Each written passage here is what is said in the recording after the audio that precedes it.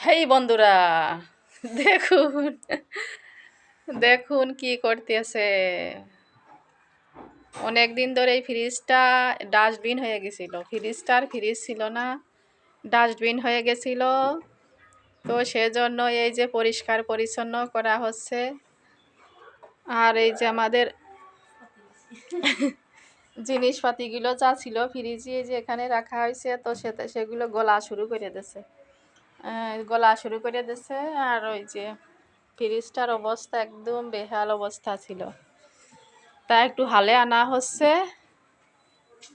আর এই যে গৃহিণী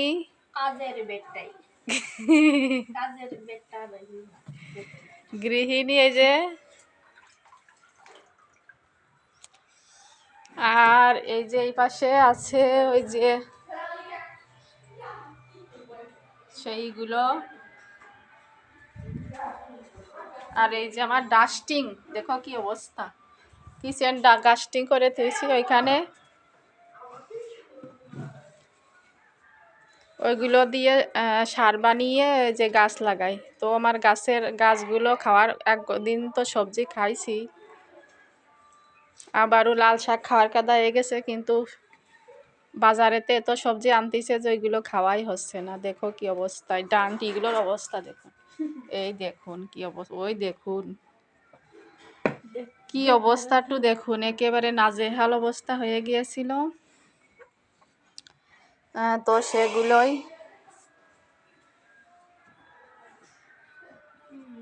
মানুষ বললে ফ্রিজের ভিতরে ঢুকতে পারে না, আমি ঢুকে গেলাম। ফ্রিজের ভিতর ঢুকে যাচ্ছে, ফ্রিজের ভিতর ঢুকে যাচ্ছে। গরম লাগতেছে তো শীতকালে, কি আর করবো, এই জন্য ফ্রিজের ভিতরে ঢুকে যাচ্ছে। আর দেখি এদিকে কি হচ্ছে। মনি, কি করতিস? দেখ কর কই। এই যে রুটি বানাচ্ছিল আমার মেয়ে, এই যে বানিয়েছে একখান পরোটা বানিয়েছে একখান। আর এখানে দুধ জ্বালানো আছে। আর এই দেখো সবজি, মানে লাইটটা দে তো। দেখো